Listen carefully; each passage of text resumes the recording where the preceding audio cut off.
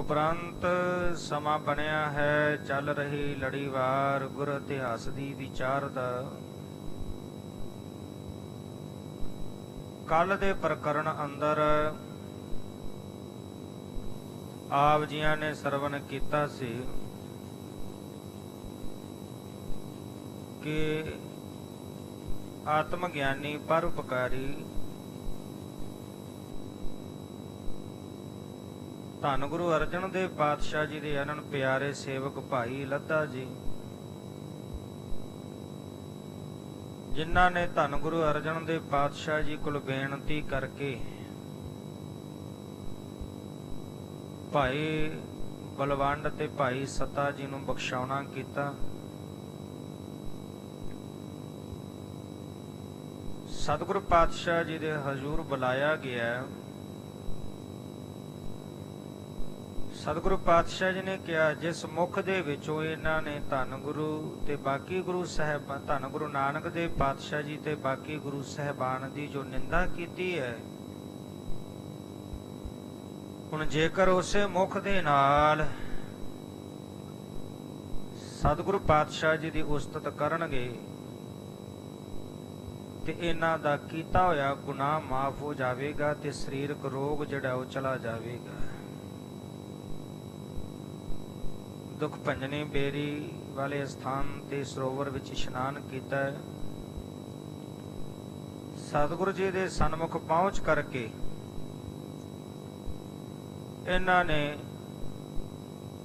ਰਾਮਕਲੀ ਰਾਗ ਅੰਦਰ ਇੱਕ ਵਾਰ ਦੀ ਰਚਨਾ ਕੀਤੀ, ਜਿਹਦੇ ਵਿੱਚ ਪਹਿਲੀਆਂ 4 ਪੌੜੀਆਂ ਜਿਹੜੀਆਂ ਵਾਰ ਦੀਆਂ, ਉਹਦੇ ਵਿੱਚ ਧੰਨ ਗੁਰੂ ਨਾਨਕ ਸਾਹਿਬ ਪਾਤਸ਼ਾਹ ਦੀ ਉਸਤਤ ਕੀਤੀ। ਅੱਗੇ ਇੱਕ ਇੱਕ ਪੌੜੀ ਬਾਕੀ ਗੁਰੂ ਸਾਹਿਬਾਨ ਦੇ ਬਾਬਤ ਸਤਿਗੁਰੂ ਜੀ ਦਾ ਸੁਜਸ ਕੀਤਾ। ਸਤਿਗੁਰੂ ਜੀ ਸੁਣ ਕੇ ਬਹੁਤ ਪ੍ਰਸੰਨ ਹੋਏ ਤੇ ਨਾਲ ਹੀ ਇਹਨਾਂ ਦੀ ਇਸ ਵਾਰ ਦੀ ਰਚਨਾ ਸੀ ਜਿਹੜੀ, ਇਹਨੂੰ ਰਾਮਕਲੀ ਰਾਗ ਅੰਦਰ ਧੰਨ ਸਾਹਿਬ ਸ੍ਰੀ ਗੁਰੂ ਗ੍ਰੰਥ ਸਾਹਿਬ ਵਿੱਚ ਦਰਜ ਕੀਤਾ। ਨਾਲ ਪਾਵਨ ਬਚਨ ਕਹੇ, ਕਹਿਣ ਲੱਗੇ, ਜਿਹੜਾ ਵੀ ਇਸ ਵਾਰ ਨੂੰ ਸ਼ਰਧਾ ਦੇ ਨਾਲ ਪੜ੍ਹੇਗਾ ਜਾਂ ਸੁਣੇਗਾ, ਉਹਦੇ ਸਾਰੇ ਪਾਪ ਨਾਸ ਹੋ ਜਾਣਗੇ, ਸਾਰੇ ਜਿਹੜੇ ਦੋਖ ਨੇ ਉਹ ਖਤਮ ਹੋ ਜਾਣਗੇ। ਇਹਨੂੰ ਪੜ੍ਹਨ ਤੇ ਸੁਣਨ ਦੇ ਨਾਲ ਮਨ ਇੱਛਤ ਫਲ ਪ੍ਰਾਪਤ ਹੋਣਗੇ, ਸੁਖ ਪ੍ਰਾਪਤ ਹੋਣਗੇ। ਇਸ ਪ੍ਰਕਾਰ ਦੇ ਨਾਲ ਹੁਣ ਭਾਈ ਲੱਧਾ ਜੀ ਕੁਝ ਦਿਨ ਸਤਿਗੁਰੂ ਪਾਤਸ਼ਾਹ ਜੀ ਕੋਲ ਰਹਿ ਕੇ ਆਗਿਆ ਲਈ ਹੈ, ਲਾਹੌਰ ਵਾਪਸ ਆਏ ਨੇ। ਇਧਰ ਸਤਿਗੁਰੂ ਪਾਤਸ਼ਾਹ ਜੀ ਜਿਹੜਾ ਕਾਰਜ ਆਰੰਭ ਕੀਤਾ ਹੋਇਆ ਸੀ, ਆਦਿ ਸ੍ਰੀ ਗ੍ਰੰਥ ਸਾਹਿਬ ਜੀ ਦੀ ਪਾਵਨ ਬੀੜ ਤਿਆਰ ਕਰਨ ਦਾ ਉਹ ਕਾਰਜ ਕਰ ਰਹੇ ਨੇ। ਉਧਰ ਭਾਈ ਲੱਧਾ ਜੀ ਪਹੁੰਚਦੇ ਨੇ, ਗੁਰਸਿੱਖਾਂ ਨਾਲ ਮਿਲਾਪ ਹੁੰਦਾ ਹੈ, ਸਤਿਗੁਰੂ ਜੀ ਦੀ ਬਾਬਤ ਜਿਹੜੇ ਹੈ ਮਹਿਮਾ ਵਰਣਨ ਕਰਦੇ ਨੇ ਗੁਰਸਿੱਖਾਂ ਨਾਲ। ਆਓ ਇਥੋਂ ਅਗਲੇਰੇ ਪ੍ਰਕਰਣ ਨਾਲ ਜੁੜਨ ਲਈ, ਮਨ ਬਿਰਤੀਆਂ ਨੂੰ ਇਕਾਗਰ ਕਰਨ ਦੇ ਲਈ, ਰਸਨਾ ਦੀ ਕਲਿਆਣ ਹਿਤ ਆਖਣਾ ਕਰੀਏ ਜੀ। ਸਤਨਾਮ ਸ੍ਰੀ ਵਾਹਿਗੁਰੂ ਸਾਹਿਬ ਜੀ, ਸਤਨਾਮ ਸ੍ਰੀ ਵਾਹਿਗੁਰੂ ਸਾਹਿਬ ਜੀ। ਜੋ ਪਈ ਸ਼੍ਰੀ ਅਰਜਨ ਸਮ ਪਰ ਉਪਕਾਰੀ। ਜਦੋਂ ਭਾਈ ਲੱਧਾ ਜੀ ਪਹੁੰਚਦੇ ਨੇ ਤੇ ਮਨ ਅੰਦਰ ਵਿਚਾਰਦੇ ਨੇ ਕਿ ਧੰਨ ਗੁਰੂ ਅਰਜਨ ਦੇਵ ਪਾਤਸ਼ਾਹ ਜੀ ਦੇ ਸਮਾਨ ਸੰਸਾਰ ਵਿੱਚ ਕੋਈ ਪਰਉਪਕਾਰੀ ਨਹੀਂ ਹੈ। ਹੋਇਓ ਨਾ ਹੈ ਹੋਏ ਨਾ ਇਤ ਤਾਰੀ। ਨਾ ਅੱਜ ਤੋਂ ਕੋਈ ਪਹਿਲਾਂ ਹੋਇਆ ਤੇ ਨਾ ਕੋਈ ਬਾਅਦ ਵਿੱਚ ਹੋਵੇਗਾ। ਜਿਹੜਾ ਵੱਡਾ ਉਪਕਾਰ ਧੰਨ ਗੁਰੂ ਅਰਜਨ ਦੇਵ ਪਾਤਸ਼ਾਹ ਜੀ ਜਗਤ ਦੇ ਲੋਕਾਂ ਲਈ ਕਰ ਰਹੇ ਨੇ, ਐਸਾ ਉਪਕਾਰ ਨਾ ਕਿਸੇ ਨੇ ਕੀਤਾ ਤੇ ਨਾ ਕੋਈ ਕਰ ਸਕੇਗਾ। ਦੋਨੋਂ ਬੜੇ ਜਹਾਜ਼ ਬਣਾਏ। ਸਤਿਗੁਰੂ ਪਾਤਸ਼ਾਹ ਧੰਨ ਗੁਰੂ ਅਰਜਨ ਦੇਵ ਪਾਤਸ਼ਾਹ ਜੀ ਨੇ ਜਗਤ ਦੇ ਭਲੇ ਲਈ, ਸੰਸਾਰ ਦੇ ਜੀਵਾਂ ਦਾ ਉਧਾਰ ਕਰਨ ਵਾਸਤੇ ਸਤਿਗੁਰੂ ਜੀ ਨੇ ਦੋ ਵੱਡੇ ਜਹਾਜ਼ ਬਣਾਏ ਹਨ। ਭਰ ਭਰ ਪੂਰ ਸੋ ਪਾਰ ਤੇ ਲੰਘਾਏ। ਇਹਨਾਂ ਜਹਾਜ਼ਾਂ ਦੇ ਵਿੱਚ ਸੰਸਾਰੀ ਜੀਵਾਂ ਦੇ ਪੂਰ ਭਰ ਭਰ ਕੇ ਸੰਸਾਰ ਸਮੁੰਦਰ ਤੋਂ ਪਾਰ ਕਰ ਰਹੇ ਹਨ। ਧੰਨ ਗੁਰੂ ਅਰਜਨ ਦੇਵ ਪਾਤਸ਼ਾਹ ਜੀ। ਸ਼੍ਰੀ ਅੰਮ੍ਰਿਤਸਰ ਵਿੱਚ ਹਰ ਮੰਦਰ। ਪਹਿਲਾ ਜਿਹੜਾ ਜਹਾਜ਼ ਬਣਾਇਆ ਹੈ, ਉਹ ਅੰਮ੍ਰਿਤ ਸਰੋਵਰ ਦੇ ਵਿੱਚ ਸ਼੍ਰੀ ਹਰਮੰਦਰ ਸਾਹਿਬ ਪਾਵਨ ਅਸਥਾਨ ਜਿਹੜਾ ਤਿਆਰ ਕੀਤਾ, ਇਹ ਪਹਿਲਾ ਜਹਾਜ਼ ਗੁਰੂ ਅਰਜਨ ਦੇਵ ਪਾਤਸ਼ਾਹ ਜੀ ਨੇ ਬਣਾਇਆ ਹੈ। ਰਚਨਾ ਬਹੁ ਬਣਾਏ ਕਰ ਸੁੰਦਰ। ਜਿਹਦੀ ਬੜੀ ਸੋਹਣੀ ਸੁੰਦਰ ਰਚਨਾ ਬਣਾਈ ਹੈ। ਬਹੁਤ ਸੋਹਣਾ ਸੁੰਦਰ ਜਿਹੜਾ ਹਰੀ ਕਾ ਮੰਦਰ ਸਤਿਗੁਰੂ ਪਾਤਸ਼ਾਹ ਜੀ ਨੇ ਤਿਆਰ ਕਰਵਾਇਆ ਹੈ। ਸ਼੍ਰੀ ਗ੍ਰੰਥ ਸਾਹਿਬ ਰਚ ਦੂਜਾ। ਤੇ ਦੂਜਾ ਜਹਾਜ਼ ਜੋ ਬਣਾਇਆ ਹੈ, ਸ਼ਬਦ ਰੂਪੀ ਜਹਾਜ਼, ਧੰਨ ਸ਼੍ਰੀ ਗੁਰੂ ਅਰਜਨ ਦੇਵ ਪਾਤਸ਼ਾਹ ਜੀ ਨੇ ਆਦ ਸ਼੍ਰੀ ਗ੍ਰੰਥ ਸਾਹਿਬ ਪਾਤਸ਼ਾਹ ਪਾਵਨ ਬੀੜ ਜੋ ਤਿਆਰ ਕੀਤੀ, ਦੂਜਾ ਜਹਾਜ਼ ਤਿਆਰ ਕਰਵਾਇਆ ਹੈ। ਨਿਜ ਥਲ ਥਿਤ ਕਰ ਠਾਨੀ ਪੂਜਾ। ਤੇ ਉਹ ਪਾਵਨ ਆਦ ਸ਼੍ਰੀ ਗ੍ਰੰਥ ਜੀ ਦਾ ਪਾਵਨ ਸਰੂਪ ਜੋ ਤਿਆਰ ਕੀਤਾ, ਉਹਨੂੰ ਸ਼੍ਰੀ ਹਰਮੰਦਰ ਸਾਹਿਬ ਜੀ ਦੇ ਅੰਦਰ ਪ੍ਰਕਾਸ਼ ਕਰਵਾ ਕਰਕੇ ਆਦ ਸ਼੍ਰੀ ਗ੍ਰੰਥ ਜੀ ਦੀ ਪੂਜਾ ਪ੍ਰਾਰੰਭ ਕਰਵਾਈ ਹੈ। ਇਨ ਦੋਨੋਂ ਕੇ ਆਸ਼ਰਿਤ ਹੋਏ ਕੈ। ਤੇ ਇਸ ਪ੍ਰਕਾਰ ਦੇ ਨਾਲ ਇਨ ਦੋਨੋਂ ਕੇ ਆਸ਼ਰਿਤ ਹੋ ਕੇ ਜਿਹੜਾ ਇਹਨਾਂ ਦੇ ਉੱਤੇ ਸ਼ਰਧਾ ਧਾਰਨ ਕਰ ਗਏ, ਕਰਤ ਜੀਵ ਕਾ ਬੋ ਸੁਖ ਪੈ ਕੈ। ਤੇ ਜਿਹੜਾ ਮਨ ਅੰਦਰ ਸ਼ਰਧਾ ਰੱਖੇਗਾ, ਭਾਵਨਾ ਰੱਖੇਗਾ, ਇੱਕ ਤਾਂ ਉਹਦੀ ਜਿਹੜੀ ਉਪਜੀਵਕ ਹੈ ਉਹ ਇੱਥੋਂ ਚੱਲੇਗੀ, ਤੇ ਦੂਸਰਾ ਇਹਨਾਂ ਜਹਾਜ਼ਾਂ ਦੇ ਵੀ ਸਵਾਰ ਹੋ ਕਰਕੇ ਉਹਨੂੰ ਸਰਬ ਪ੍ਰਕਾਰ ਦਾ ਸੁਖ ਜਿਹੜਾ ਹੈ ਉਹ ਪ੍ਰਾਪਤ ਹੋਵੇਗਾ। ਇਮ ਇਸ ਲੋਕ ਭਲਾ ਬੋ ਕੇਰਾ। ਇਸ ਤਰ੍ਹਾਂ ਦੇ ਨਾਲ ਇਹ ਸੰਸਾਰ ਦੇ ਵਿੱਚ ਆ ਕਰਕੇ ਜਗਤ ਦਾ ਜਿਹੜਾ ਵੱਡਾ ਭਲਾ ਕਰਨ ਦਾ ਇਹ ਕਾਰਜ ਕੀਤਾ ਹੈ। ਕਰਿਓ ਗੁਰੂ ਅਰਜਨ ਹਿਤ ਹੀਰਾ। ਧੰਨ ਗੁਰੂ ਅਰਜਨ ਦੇਵ ਪਾਤਸ਼ਾਹ ਜੀ ਨੇ ਸੰਸਾਰ ਦੇ ਭਲੇ ਹਿੱਤ ਇਹ ਵੱਡੇ ਦੋ ਕਾਰਜ ਕੀਤੇ ਹਨ। ਸ਼ਰਧਾ ਧਰੇ ਸੁਦਾ ਸਰ ਮੱਜੇ। ਜਿਹੜਾ ਵੀ ਸ਼ਰਧਾ ਧਾਰਨ ਕਰਕੇ ਸੁਦਾ ਸਰ ਅੰਮ੍ਰਿਤ ਸਰੋਵਰ ਦੇ ਵਿੱਚ ਇਸ਼ਨਾਨ ਕਰੇਗਾ, ਪਾਪ ਕਮਾਤੇ ਸਭ ਹੀ ਭਜੇ। ਤੇ ਇਸ ਵਿੱਚ ਇਸ਼ਨਾਨ ਕਰਨ ਦੇ ਨਾਲ ਉਹਦੇ ਸਾਰੇ ਪਾਪ ਜਿਹੜੇ ਨੇ ਉਹ ਖਤਮ ਹੋ ਜਾਣਗੇ। ਰਾਮਦਾਸ ਸਰੋਵਰ ਨਾਤੇ ਸਭ ਉਤਰੇ ਪਾਪ ਕਮਾਤੇ। ਰਾਮ ਸੰਤੋ ਰਾਮਦਾਸ ਸਰੋਵਰ ਨੀਕਾ ਜੋ ਨਾਵੈ ਸੋ ਕੁਲ ਤਰਾਵੈ ਉਧਾਰ ਹੋਆ ਹੈ ਜੀ ਕਾ। ਜਿਹੜਾ ਭਾਵਨਾ ਨਾਲ, ਜਿਹੜਾ ਸ਼ਰਧਾ ਨਾਲ ਇਸ ਪਾਵਨ ਸਰੋਵਰ ਅੰਮ੍ਰਿਤ ਸਰੋਵਰ ਦੇ ਵਿੱਚ ਇਸ਼ਨਾਨ ਕਰੇਗਾ, ਇਸ਼ਨਾਨ ਕਰਨ ਦੇ ਨਾਲ ਉਸ ਜੀਵ ਦੇ ਸਾਰੇ ਜਿਹੜੇ ਪਾਪ ਨੇ ਉਹ ਖਤਮ ਹੋ ਜਾਣਗੇ। ਹਰ ਮੰਦਰ ਮੈਂ ਹਰ ਜਸ ਗਾਏ। ਤੇ ਸ਼੍ਰੀ ਹਰਮੰਦਰ ਸਾਹਿਬ ਦੇ ਅੰਦਰ ਅੰਮ੍ਰਿਤਮਈ ਬਾਣੀ ਦਾ ਹਰ ਜਸ ਜਿਹੜਾ ਕਰੇਗਾ, ਕਹਿ ਤੋਂ ਬੈਠ ਸੁਨੇ ਮਨ ਲਾਏ। ਜਾਂ ਫਿਰ ਸ਼੍ਰੀ ਹਰਮੰਦਰ ਸਾਹਿਬ ਦੇ ਵਿੱਚ ਬੈਠ ਕਰਕੇ ਇਸ ਬਾਣੀ ਨੂੰ ਸ਼ਰਧਾ ਭਾਵਨਾ ਪਿਆਰ ਦੇ ਨਾਲ ਸਰਵਣ ਕਰੇਗਾ। ਅਗ ਕੋ ਤਜ ਕਰ ਸ਼ੁਭ ਗਤ ਲੀਨਾ। ਤੇ ਉਹ ਪਾਪਾਂ ਦਾ ਤਿਆਗ ਕਰਕੇ ਸ਼ੁਭ ਗਤ, ਸ਼ੁਭ ਗਤੀ ਨੂੰ ਪ੍ਰਾਪਤ ਹੋਵੇਗਾ, ਮੁਕਤੀ ਪ੍ਰਾਪਤ ਕਰ ਲਵੇਗਾ। ਇਮ ਪਰ ਲੋਕ ਭਲਾ ਗੁਰ ਕੀਨਾ। ਇਸ ਤਰ੍ਹਾਂ ਦੇ ਨਾਲ ਧੰਨ ਗੁਰੂ ਅਰਜਨ ਦੇਵ ਪਾਤਸ਼ਾਹ ਜੀ ਨੇ ਲੋਕ ਤੇ ਪਰਲੋਕ ਦੇ ਵਿੱਚ ਦੋਹਾਂ ਜਹਾਨਾਂ ਦੇ ਵਿੱਚ ਜੀਵਾਂ ਦਾ ਭਲਾ ਕੀਤਾ ਹੈ। ਜਾਂ ਤੇ ਇਨ ਸੰਸਾਰ ਉਪਕਾਰੀ। ਤੇ ਧੰਨ ਸਾਹਿਬ ਸ੍ਰੀ ਗੁਰੂ ਅਰਜਨ ਦੇਵ ਪਾਤਸ਼ਾਹ ਜੀ ਦੇ ਸਮਾਨ ਹੋਰ ਕੋਈ ਪਰਉਪਕਾਰੀ ਅਪਰ ਨ ਸੁਨਿਓ ਨਾ ਕਬਹੁ ਨਿਹਾਰੀ। ਨਾ ਪਹਿਲਾਂ ਕਦੀ ਸੁਣਿਆ ਤੇ ਨਾ ਕਦੀ ਦੇਖਿਆ।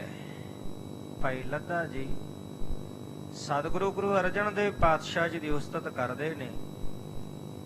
ਕਹਿੰਦੇ ਸਤਿਗੁਰੂ ਪਾਤਸ਼ਾਹ ਜੀ ਦੇ ਸਮਾਨ ਐਸਾ ਉਪਕਾਰ ਕਰਨ ਵਾਲਾ ਨਾ ਸੰਸਾਰ ਵਿੱਚ ਕੋਈ ਪਹਿਲਾਂ ਸੁਣਿਆ ਹੈ ਤੇ ਨਾ ਕਦੇ ਦੇਖਿਆ ਹੈ। ਸਤਿਗੁਰੂ ਪਾਤਸ਼ਾਹ ਜੀ ਸੰਸਾਰ ਦੇ ਵਿੱਚ ਆਈ ਜੀਵਾਂ ਦਾ ਉਧਾਰ ਕਰਨ ਵਾਸਤੇ ਨੇ, ਜੀਵਾਂ ਦਾ ਭਲਾ ਕਰਨ ਵਾਸਤੇ ਸਤਿਗੁਰੂ ਪਾਤਸ਼ਾਹ ਜੀ ਨੇ ਇਹ ਸਰੀਰ ਧਾਰਨ ਕੀਤਾ ਹੈ। ਧੰਨ ਗੁਰੂ ਅਰਜਨ ਗੁਣ ਖਾਨੀ, ਧੰਨ ਗੁਰੂ ਅਰਜਨ ਦੇਵ ਪਾਤਸ਼ਾਹ ਜੀ ਗੁਣਾਂ ਦੀ ਖਾਨ ਹਨ, ਗੁਣਾਂ ਦੇ ਘਰ ਹਨ। ਪਰ ਉਪਕਾਰ ਰੈਨ ਦਿਨ ਠਾਨੀ, ਤੇ ਪਰਉਪਕਾਰ ਕਰਨ ਦੇ ਲਈ ਦਿਨੇ ਰਾਤ ਚਿਤਵਦੇ ਰਹਿੰਦੇ ਹਨ, ਦਿਨੇ ਰਾਤ ਪਰਉਪਕਾਰ ਕਰਨ ਦੇ ਵਿੱਚ ਲੱਗੇ ਹੋਏ ਹਨ। ਬਾਰ ਬਾਰ ਤਿਨ ਕੇ ਪਗ ਨਮੋ, ਕਰੋ ਸਹਾਏ ਅੰਤ ਕੇ ਸਮੋ। ਬਾਰ ਬਾਰ ਧੰਨ ਗੁਰੂ ਅਰਜਨ ਦੇਵ ਪਾਤਸ਼ਾਹ ਜੀ ਦੇ ਚਰਨਾਂ ਤੇ ਨਮਸਕਾਰ ਹੈ, ਤੇ ਜੋ ਅੰਤ ਸਮੇਂ ਸਤਿਗੁਰੂ ਪਾਤਸ਼ਾਹ ਜੀ ਸਹਾਇਕ ਬਣਨਗੇ। ਜਪਿਓ ਜਿਨ ਅਰਜਨ ਦੇਵ ਗੁਰੂ, ਜਪਿਓ ਜਿਨ ਅਰਜਨ ਦੇਵ ਗੁਰੂ, ਜਪਿਓ ਜਿਨ ਅਰਜਨ ਦੇਵ ਗੁਰੂ, ਜਪਿਓ ਜਿਨ ਅਰਜਨ ਦੇਵ ਗੁਰੂ, ਜਪਿਓ ਜਿਨ ਅਰਜਨ ਦੇਵ ਗੁਰੂ, ਜਪਿਓ ਜਿਨ ਅਰਜਨ ਦੇਵ ਗੁਰੂ, ਜਪਿਓ ਜਿਨ ਅਰਜਨ ਦੇਵ ਗੁਰੂ, ਜਪਿਓ ਜਿਨ ਅਰਜਨ ਦੇਵ ਗੁਰੂ। ਫਿਰ ਸੰਕਟ ਜੋਨ ਗਰਭ ਨਾ ਆਇਓ, ਫਿਰ ਸੰਕਟ ਜੋਨ ਗਰਭ ਨਾ ਆਇਓ, ਫਿਰ ਸੰਕਟ ਜੋਨ ਗਰਭ ਨਾ ਆਇਓ, ਫਿਰ ਸੰਕਟ ਜੋਨ ਗਰਭ ਨਾ ਆਇਓ, ਫਿਰ ਸੰਕਟ ਜੋਨ ਗਰਭ ਨਾ ਆਇਓ, ਫਿਰ ਸੰਕਟ ਜੋਨ ਗਰਭ ਨਾ ਆਇਓ, ਫਿਰ ਸੰਕਟ ਜੋਨ ਗਰਭ ਨਾ ਆਇਓ, ਫਿਰ ਸੰਕਟ ਜੋਨ ਗਰਭ ਨਾ ਆਇਓ। ਸੋ ਐਸੇ ਧੰਨ ਗੁਰੂ ਅਰਜਨ ਦੇਵ ਪਾਤਸ਼ਾਹ ਜੀ ਜਿਨ੍ਹਾਂ ਦੇ ਚਰਨਾਂ ਤੇ ਬਾਰ-ਬਾਰ ਨਮਸਕਾਰ ਹੈ, ਜਿਹੜੇ ਜੀਵ ਦੇ ਅੰਤ ਵੇਲੇ ਸਹਾਈ ਹੁੰਦੇ ਹਨ। ਦੋਹਰਾ ਵਿਦਾ ਹੋਏ ਲੱਦਾ ਗਿਓ, ਔਰ ਲਾਹੌਰ ਕੀ ਔਰ। ਕੁਝ ਦਿਨ ਰਹਿ ਕੇ ਸਤਿਗੁਰੂ ਗੁਰੂ ਅਰਜਨ ਦੇਵ ਪਾਤਸ਼ਾਹ ਜੀ ਦੇ ਕੋਲ ਸਤਿਗੁਰੂ ਜੀ ਦੀ ਆਗਿਆ ਲੈ ਕਰਕੇ ਭਾਈ ਲੱਦਾ ਜੀ ਇੱਥੋਂ ਵਿਦਾ ਹੋਏ ਹਨ, ਲਾਹੌਰ ਪਹੁੰਚੇ ਹਨ। ਸਦਨ ਪਰਵੇਸ਼ਿਓ ਜਾਏ ਕਰ, ਮਿਲੇ ਸਿੱਖ ਕਰ ਜੋਰ। ਤੇ ਭਾਈ ਲੱਦਾ ਜੀ ਲਾਹੌਰ ਜਦੋਂ ਆਪਣੇ ਘਰ ਪਹੁੰਚੇ ਤੇ ਉੱਥੋਂ ਦੀਆਂ ਸਿੱਖ ਸੰਗਤਾਂ ਨੂੰ ਪਤਾ ਚੱਲਿਆ ਕਿ ਭਾਈ ਲੱਦਾ ਜੀ ਧੰਨ ਗੁਰੂ ਅਰਜਨ ਦੇਵ ਪਾਤਸ਼ਾਹ ਜੀ ਦੇ ਦਰਸ਼ਨ ਕਰਕੇ ਆ ਰਹੇ ਨੇ। ਤੇ ਗੁਰੂ ਕਾ ਸਿੱਖ ਗੁਰੂ ਦੇ ਦਰਸ਼ਨ ਕਰਕੇ ਆਇਆ, ਉਹਨੂੰ ਆ ਕੇ ਅੱਗੋਂ ਮਿਲੇ ਨੇ। ਮਿਲ ਕਰਕੇ ਦੋਵੇਂ ਹੱਥ ਜੋੜ ਕੇ ਪਰਸਪਰ ਆਪਸ ਦੇ ਵਿੱਚ ਮਿਲਾਪ ਹੋਇਆ ਹੈ। ਸਵਈਆ ਛੰਦ ਕਰੇ ਪਰਸਪਰ ਨਮੋ ਭਾਉ ਤਰ, ਪੂਜੈ ਕੁਸ਼ਲ ਬੋਰ ਗੁਰ ਗਾਥ। ਤੇ ਉਧਰੇ ਦੋਵੇਂ ਇਧਰੋਂ ਭਾਈ ਲੱਦਾ ਜੀ ਤੇ ਗੁਰੂ ਕੀਆਂ ਸੰਗਤਾਂ ਜਿਹੜੀਆਂ ਅੱਗੋਂ ਆਣ ਕੇ ਮਿਲੀਆਂ, ਆਪਸ ਵਿੱਚ ਮਿਲ ਕਰਕੇ ਨਮਸਕਾਰ ਨਮੋ ਕੀਤੀ ਹੈ, ਨਮਸਕਾਰ ਕੀਤੀ ਹੈ ਇੱਕ ਦੂਜੇ ਨੂੰ ਮਿਲ ਕੇ ਤੇ ਸੁਖ ਸ਼ਾਂਤ ਪੁੱਛਣਾ ਕੀਤੀ ਹੈ। ਫਿਰ ਸਤਿਗੁਰੂ ਗੁਰੂ ਅਰਜਨ ਦੇਵ ਪਾਤਸ਼ਾਹ ਜੀ ਦੇ ਬਾਬਤ ਪੁੱਛਿਆ ਹੈ। ਕਿਮ ਪਰਚਤ ਸਿੱਖਨ ਦੇ ਦਰਸ਼ਨ, ਕਿਸ ਥਲ ਬੈਠਤ ਹੈ ਜਗਨਾਥ। ਹੁਣ ਸਿੱਖ ਸੰਗਤਾਂ ਦੇ ਮਨ ਅੰਦਰ ਬਹੁਤ ਭਾਵਨਾ ਸੀ ਕਿ ਸਤਿਗੁਰੂ ਜੀ ਦੇ ਦਰਬਾਰ ਦੀ ਉਪਮਾ ਸੁਣੀਏ, ਸਤਿਗੁਰੂ ਜੀ ਦਾ ਸੁਜਸ ਸੁਣੀਏ। ਭਾਈ ਲੱਦਾ ਜੀ ਦੇ ਕੋਲੋਂ ਗੁਰੂ ਦੇ ਦੀਦਾਰ ਕਰਕੇ ਆਏ ਨੇ। ਹੁਣ ਪੁੱਛਣ ਲੱਗੇ ਕਿ ਭਾਈ ਲੱਦਾ ਜੀ, ਜਦੋਂ ਤੁਸੀਂ ਸ਼੍ਰੀ ਅੰਮ੍ਰਿਤਸਰ ਸਾਹਿਬ ਪਹੁੰਚੇ ਤੇ ਅੰਮ੍ਰਿਤਸਰ ਸਾਹਿਬ ਸਤਿਗੁਰੂ ਪਾਤਸ਼ਾਹ ਗੁਰੂ ਕੀਆਂ ਸੰਗਤਾਂ ਦੇ ਦਰਸ਼ਨ ਕਰਕੇ ਆਪ ਜੀ ਨੂੰ ਕਿਵੇਂ ਲੱਗਿਆ? ਤੇ ਧੰਨ ਗੁਰੂ ਅਰਜਨ ਦੇਵ ਪਾਤਸ਼ਾਹ ਜੀ ਕਿਸ ਸਥਾਨ ਤੇ ਸੁਸ਼ੋਭਿਤ ਹੁੰਦੇ ਹਨ, ਬਿਰਾਜਦੇ ਹਨ? ਤੁਮ ਚਲ ਗਏ ਪ੍ਰਸੰਗ ਪਇਓ ਕਿਮ, ਗਇਓ ਕਹਾਂ ਤਬ ਸ਼੍ਰੀ ਮੁਖ ਸਾਥ। ਜਦੋਂ ਆਪ ਜੀ ਚੱਲ ਕੇ ਗਏ ਧੰਨ ਗੁਰੂ ਅਰਜਨ ਦੇਵ ਪਾਤਸ਼ਾਹ ਜੀ ਦੇ ਕੋਲ, ਉੱਥੇ ਫਿਰ ਤੁਹਾਡੀ ਕਿਵੇਂ ਵਾਰਤਾਲਾਪ ਹੋਈ, ਤੁਸੀਂ ਕਿਵੇਂ ਗੱਲਬਾਤ ਕੀਤੀ, ਤੇ ਅੱਗੋਂ ਫਿਰ ਸਤਿਗੁਰੂ ਪਾਤਸ਼ਾਹ ਜੀ ਨੇ ਆਪਣੇ ਮੁਖ ਤੋਂ ਕੀ ਬਚਨ ਕਹੇ? ਕੌਣ ਬੇਸ ਤੇ ਮਿਲੇ ਪ੍ਰਥਮ ਗੁਰ, ਹਾਥ ਜੋਰ ਜਬ ਟੇਕਿਓ ਮਾਥ। ਤੇ ਭਾਈ ਲੱਦਾ ਜੀ, ਜਦੋਂ ਤੁਸੀਂ ਸਤਿਗੁਰੂ ਪਾਤਸ਼ਾਹ ਜੀ ਦੇ ਕੋਲ ਪਹੁੰਚ ਕੇ ਦੋਵੇਂ ਹੱਥ ਜੋੜ ਕੇ ਉਹਨਾਂ ਨੂੰ ਨਮਸਕਾਰ ਕੀਤੀ, ਬੰਦਨਾ ਕੀਤੀ, ਉਸ ਵਕਤ ਸਤਿਗੁਰੂ ਪਾਤਸ਼ਾਹ ਜੀ ਨੇ ਕਿਹੜਾ ਵੇਸ ਸਰੀਰ ਤੇ ਧਾਰਨ ਕੀਤਾ ਹੋਇਆ ਸੀ, ਕਿਹੜਾ ਭੇਖ ਸੀ ਉਸ ਵਕਤ ਸਤਿਗੁਰੂ ਪਾਤਸ਼ਾਹ ਜੀ ਦੇ ਸਰੀਰ ਤੇ? ਲੱਦੇ ਕਯੋ ਕਹਾਂ ਲਗ ਕੈ ਹੋ, ਸ਼੍ਰੀ ਅਰਜਨ ਕੇ ਗੁਣ ਵਿਸਥਾਰ। ਤੇ ਹੁਣ ਭਾਈ ਲੱਦਾ ਜੀ ਕਹਿਣ ਲੱਗੇ ਕਿ ਤੇਰੇ ਕਾਵਨ ਕਾਵਨ ਗੁਣ ਕਹਿ ਕਹਿ ਗਾਵਾਂ, ਤੂੰ ਸਾਹਿਬ ਗੁਣੀ ਨਿਧਾਨਾ। ਧੰਨ ਗੁਰੂ ਅਰਜਨ ਦੇਵ ਪਾਤਸ਼ਾਹ ਜੀ, ਉਹਨਾਂ ਦੇ ਮੈਂ ਕਿਹੜੇ ਕਿਹੜੇ ਗੁਣਾਂ ਦਾ ਵਿਸਥਾਰ ਕਰਕੇ ਕੀ ਕੀ ਦੱਸਾਂ? ਏਕ ਜੀ ਕਿਆ ਬਪਰੀ ਸਮਰਥ, ਉਚਰੇ ਜਾਏ ਨ ਧਰੋਂ ਹਜ਼ਾਰ। ਮੇਰੀ ਇੱਕ ਜੀਭ ਇਹ ਉਹਨਾਂ ਦੇ ਕੀ ਗੁਣਾਂ ਨੂੰ ਬਿਆਨ ਕਰ ਸਕਦੀ ਹੈ? ਮੈਂ ਹਜ਼ਾਰਾਂ ਜੀਭਾਂ ਵੀ ਧਾਰਨ ਕਰ ਲਵਾਂ ਤਾਂ ਵੀ ਧੰਨ ਗੁਰੂ ਅਰਜਨ ਦੇਵ ਪਾਤਸ਼ਾਹ ਜੀ ਦੇ ਗੁਣ ਬਿਆਨ ਨਹੀਂ ਕੀਤੇ ਜਾ ਸਕਦੇ। ਨੀਰਦ ਸੇ ਗੰਭੀਰ ਧੀਰ ਧਰ, ਸਦਾ ਸੁਸ਼ੀਲ ਛਬੀਲੇ ਚਾਰੂ। ਨੀਰਦ ਸੇ ਗੰਭੀਰ, ਸਮੁੰਦਰ ਤੋਂ ਡੂੰਘੇ ਹਨ ਧੰਨ ਗੁਰੂ ਅਰਜਨ ਦੇਵ ਪਾਤਸ਼ਾਹ ਜੀ। ਤੇ ਧੀਰਜ ਨੂੰ ਧਾਰਨ ਕਰਨ ਵਾਲੇ, ਸਦਾ ਹੀ ਸੁਸ਼ੀਲ ਸੁਭਾਅ ਦੇ ਮਾਲਕ, ਜਿਨ੍ਹਾਂ ਦੀ ਸੁੰਦਰ ਛਵੀ ਹੈ। ਕਰਤ ਉਦਾਰਨ ਨਰਨ ਹਜ਼ਾਰਨ, ਏ ਤੋ ਸਦਾ ਪਰਤ ਵਿਵਹਾਰ। ਤੇ ਹਰ ਰੋਜ਼ ਹਜ਼ਾਰਾਂ ਹੀ ਜੀਵਾਂ ਦਾ ਉਧਾਰ ਕਰਦੇ ਨੇ ਧੰਨ ਗੁਰੂ ਅਰਜਨ ਦੇਵ ਪਾਤਸ਼ਾਹ ਜੀ। ਇਹ ਤਾਂ ਨਿਤ ਦਾ ਵਿਵਹਾਰ ਹੈ ਗੁਰੂ ਅਰਜਨ ਦੇਵ ਜੀ ਦੇ ਘਰ ਦਾ। ਉੱਥੇ ਹਰ ਰੋਜ਼ ਦਾ ਇਹ ਵਿਵਹਾਰ ਵਰਤਦਾ ਹੈ, ਹਜ਼ਾਰਾਂ ਹੀ ਜੀਵਾਂ ਦਾ ਉਧਾਰ ਕਰਦੇ ਹਨ ਧੰਨ ਗੁਰੂ ਅਰਜਨ ਦੇਵ ਪਾਤਸ਼ਾਹ ਜੀ। ਗੁਣ ਅਨਗਿਨ ਕਿਆ ਗਿਣਤੀ ਭਨੋ, ਇੱਕ ਗੁਣ ਪਿਖ ਮੈਂ ਹੋਏ ਬਲਿਹਾਰ। ਮੈਂ ਉਹਨਾਂ ਦੇ ਕਿਹੜੇ ਕਿਹੜੇ ਗੁਣ ਬਿਆਨ ਕਰਕੇ ਦੱਸਾਂ? ਬਹੁਤ ਬੇਅੰਤ ਗੁਣਾਂ ਦੇ ਮਾਲਕ ਨੇ, ਬੇਅੰਤ ਗੁਣਾਂ ਦੇ ਘਰ ਨੇ ਧੰਨ ਗੁਰੂ ਅਰਜਨ ਦੇਵ ਪਾਤਸ਼ਾਹ ਜੀ। ਮੈਂ ਤਾਂ ਉਹਨਾਂ ਦਾ ਇੱਕ ਗੁਣ ਵੇਖ ਕੇ ਬਲਿਹਾਰ ਹੋ ਗਿਆ ਹਾਂ। ਧਨ ਤੇ ਤਨ ਤੇ ਮਨ ਤੇ ਤਿਨ ਪ੍ਰਤ, ਕਰੁਣਾ ਕਲਤ ਕਰਤ ਉਪਕਾਰ। ਸਤਿਗੁਰੂ ਪਾਤਸ਼ਾਹ ਜੀ ਮਨ ਕਰਕੇ, ਤਨ ਕਰਕੇ, ਧਨ ਕਰਕੇ ਦਿਨ ਪ੍ਰਤੀ ਦਿਨ ਕਿਰਪਾ ਸਹਿਤ ਸਤਿਗੁਰੂ ਪਾਤਸ਼ਾਹ ਜੀ ਜੀਵਾਂ ਦੇ ਉੱਤੇ ਵੱਡੇ ਪਰਉਪਕਾਰ ਕਰ ਰਹੇ ਹਨ। ਪ੍ਰਥਮ ਸੁਦਾ ਸਰ ਸਿਰ ਜਿਉ ਸੁੰਦਰ, ਸ਼ੋਭਤ ਚੌ ਦਿਸ਼ ਤੇ ਇੱਕ ਸਾਰ। ਸਤਿਗੁਰੂ ਧੰਨ ਗੁਰੂ ਅਰਜਨ ਦੇਵ ਪਾਤਸ਼ਾਹ ਜੀ ਨੇ ਜੋ ਅੰਮ੍ਰਿਤਸਰ ਸਰੋਵਰ ਤਿਆਰ ਕਰਵਾਇਆ ਹੈ, ਜਿਹੜਾ ਚਾਰੇ ਦਿਸ਼ਾਵਾਂ ਦੇ ਵਿੱਚ ਇੱਕ ਸਾਰ ਸ਼ੋਭਾ ਪਾ ਰਿਹਾ, ਬੜੀ ਸ਼ੋਭਾ ਵਾਲਾ ਅੰਮ੍ਰਿਤ ਸਰੋਵਰ ਤਿਆਰ ਕਰਵਾਇਆ ਹੈ। ਕਲ ਮਲ ਟਾਰੇ ਮੱਜਨ ਧਾਰੇ, ਨਾਮ ਉਚਾਰੇ ਸੰਜ ਸਕਾਰ। ਤੇ ਉਸ ਸਰੋਵਰ ਦੇ ਵਿੱਚ ਬੇਅੰਤ ਸੰਗਤਾਂ ਚੱਲ ਕੇ ਆਉਂਦੀਆਂ ਨੇ, ਜਿਹੜੀਆਂ ਆ ਕੇ ਇਸ਼ਨਾਨ ਕਰਦੀਆਂ ਨੇ। ਇਸ਼ਨਾਨ ਕਰਕੇ ਕਲਮਲ ਟਾਰੇ ਆਪਣੇ ਪਾਪਾਂ ਦੁੱਖਾਂ ਨੂੰ ਦੂਰ ਕਰਦੀਆਂ ਨੇ ਔਰ ਸਤਨਾਮ ਦਾ ਨਾਮ ਜਪਦੀਆਂ ਨੇ। ਸੰਜ ਸਕਾਰ ਸਵੇਰੇ ਤੇ ਸ਼ਾਮ ਸਮੇਂ ਸਿਮਰਨ ਦੇ ਵਿੱਚ ਸੰਗਤਾਂ ਉੱਥੇ ਜੁੜਦੀਆਂ ਹਨ।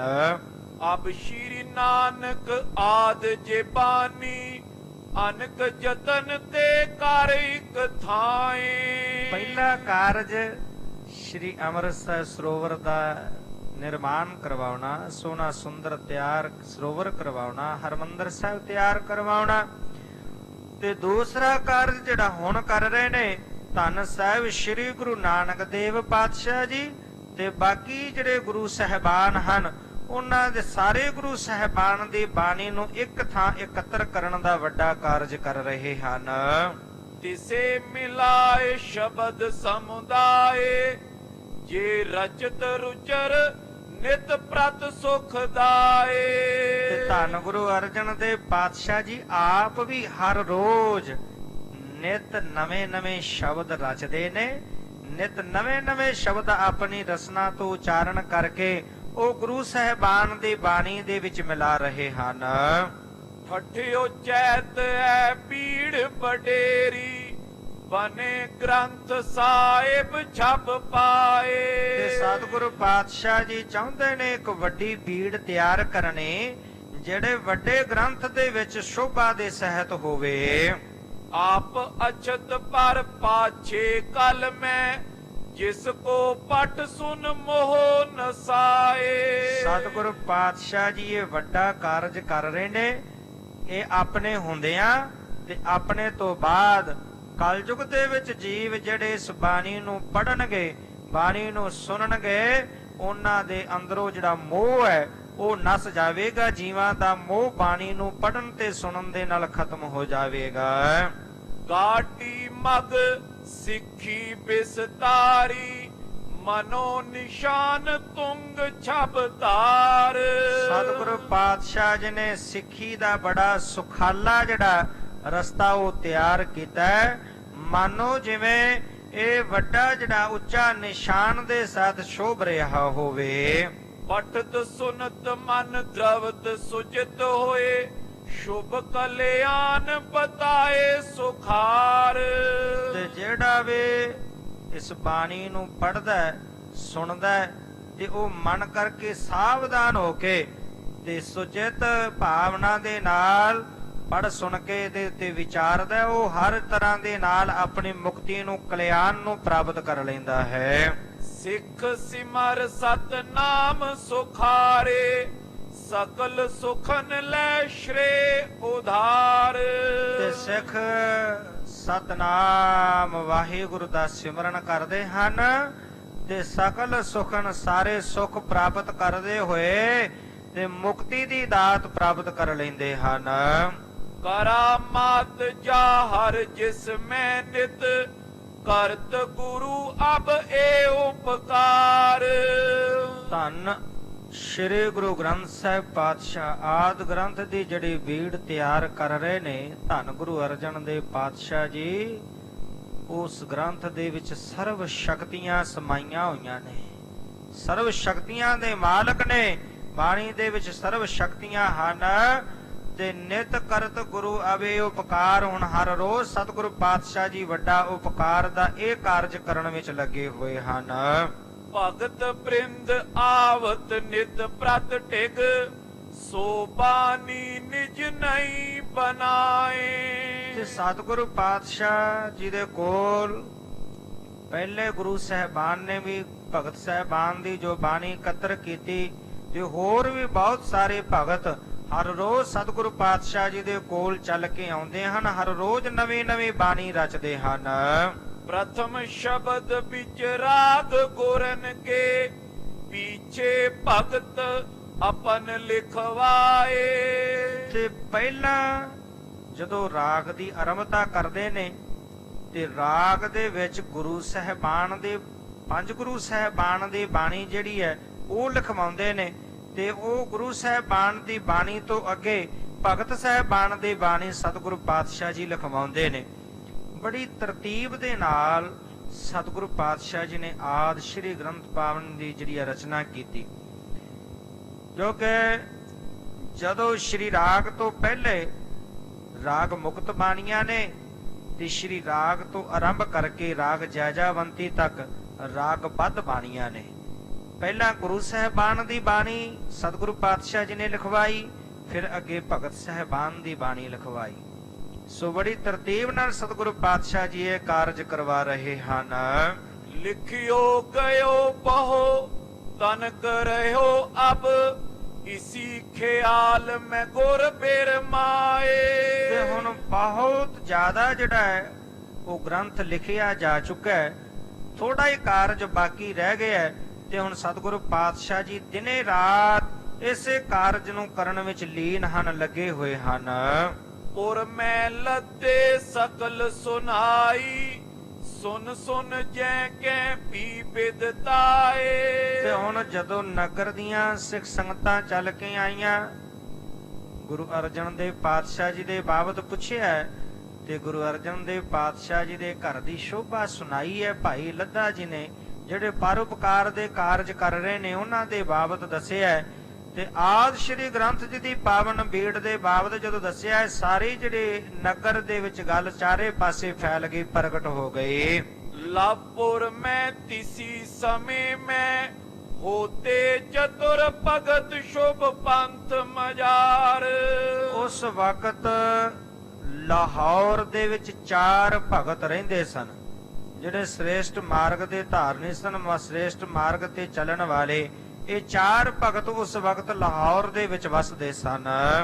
ਇੱਕ ਕਾਨਾ ਛੱਜੂ ਕੈ ਦੂਜੋ ਸ਼ਾਹ ਹੁਸੈਨ ਸੋ ਪੀਲੋ 4।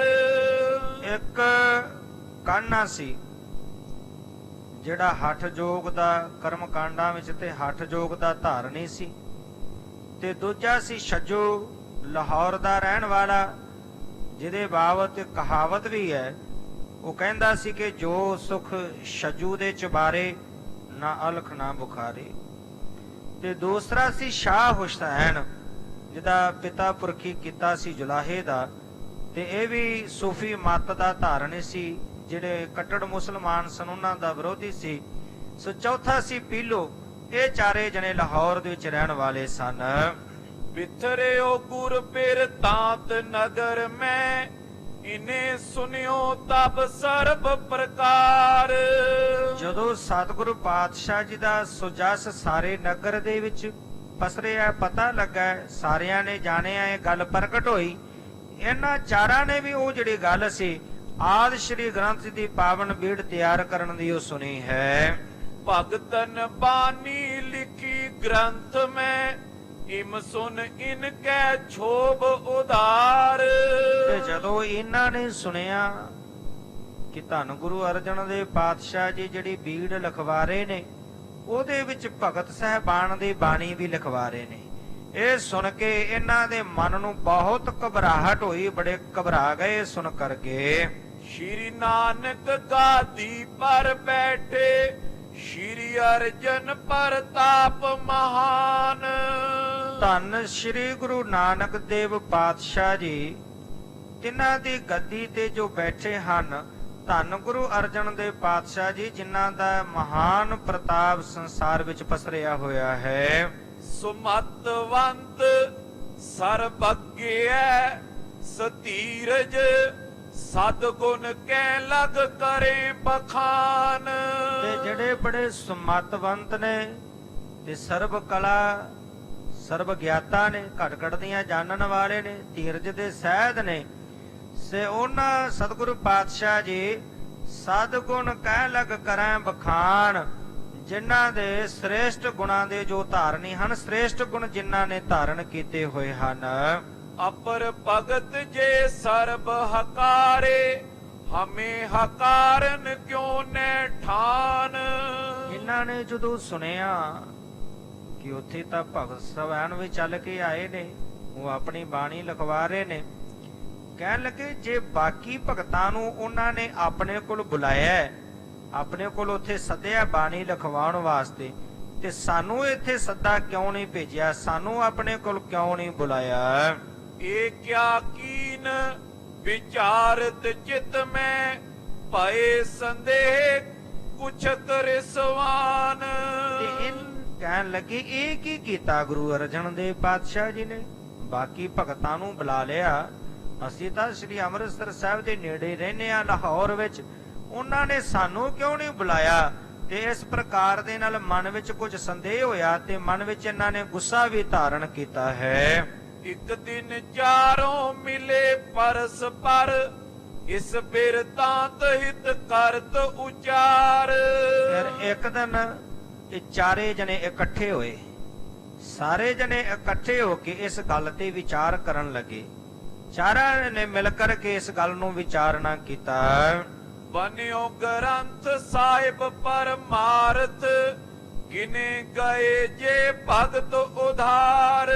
ਕਹਿਣ ਲੱਗੇ ਜੋ ਆਦ ਗ੍ਰੰਥ ਧੰਨ ਗੁਰੂ ਅਰਜਨ ਦੇਵ ਪਾਤਸ਼ਾਹ ਜੀ ਤਿਆਰ ਕਰਵਾ ਰਹੇ ਨੇ, ਉਹਦੇ ਵਿੱਚ ਜਿਹੜੇ ਸ੍ਰੇਸ਼ਟ ਭਗਤ ਗਿਣੇ ਗਏ ਨੇ, ਜਿਨ੍ਹਾਂ ਦੀ ਬਾਣੀ ਲਿਖੀ ਜਾ ਰਹੀ ਹੈ। ਸਗਲ ਜਗਤ ਮੈਂ ਏ ਬਿਸਤਰੀਐ, ਜਿਮ ਸਿੱਖੀ ਜੈ ਕੈ ਵਿਸਤਾਰ। ਤੇ ਹੁਣ ਜਿਸ ਗ੍ਰੰਥ ਦੇ ਵਿੱਚ ਇਹਨਾਂ ਭਗਤਾਂ ਦੀ ਬਾਣੀ ਲਿਖੀ ਜਾ ਰਹੀ ਹੈ, ਤੇ ਹੁਣ ਜਿੱਥੇ ਜਿੱਥੇ ਵੀ ਸਿੱਖੀ ਦਾ ਵਿਸਥਾਰ ਹੋਵੇਗਾ, ਉੱਥੇ ਉੱਥੇ ਇਹਨਾਂ ਭਗਤਾਂ ਦੀ ਵੀ ਪ੍ਰਸਿੱਧੀ ਹੋਵੇਗੀ, ਇਹ ਭਗਤ ਵੀ ਜਾਣੇ ਜਾਣਗੇ। ਹੁਣ ਜਦੋਂ ਅਸੀਂ ਧੰਨ ਸ਼੍ਰੀ ਗੁਰੂ ਗ੍ਰੰਥ ਸਾਹਿਬ ਪਾਤਸ਼ਾਹ ਜੀ ਦੀ ਬਾਣੀ ਪੜ੍ਹਦੇ ਹਾਂ, ਤੇ ਜਿੱਥੇ ਗੁਰੂ ਸਾਹਿਬ ਦੀ ਬਾਣੀ ਪੜ੍ਹਦੇ ਹਾਂ, ਉੱਥੇ ਬਾਕੀ ਭਗਤ ਸਾਹਿਬਾਨ ਦੀ ਵੀ ਬਾਣੀ ਪੜ੍ਹਦੇ ਹਾਂ। ਜਿੱਥੇ ਧੰਨ ਸ਼੍ਰੀ ਗੁਰੂ ਗ੍ਰੰਥ ਸਾਹਿਬ ਪਾਤਸ਼ਾਹ ਜੀ ਨੂੰ ਨਮਸਕਾਰ ਕਰਦੇ ਹਾਂ, ਉੱਥੇ ਭਗਤਾਂ ਨੂੰ ਵੀ ਨਮਸਕਾਰ ਕਰਦੇ ਹਾਂ। ਤੇ ਦੇਖੋ ਸਤਿਗੁਰੂ ਪਾਤਸ਼ਾਹ ਜੀ ਨੇ ਭਗਤ ਸਾਹਿਬਾਨ ਨੂੰ ਕਿੰਨਾ ਸਤਿਕਾਰ ਬਖਸ਼ਿਆ ਹੈ। ਜਿੱਥੇ ਗੁਰੂ ਸਾਹਿਬ ਦੀ ਬਾਣੀ ਲਿਖੀ, ਉੱਥੇ ਸੋਰਠ ਮਹੱਲਾ ਪਹਿਲਾ, ਸੋਰਠ ਮਹੱਲਾ ਪੰਜਵਾਂ ਕਰਕੇ ਲਿਖਿਆ।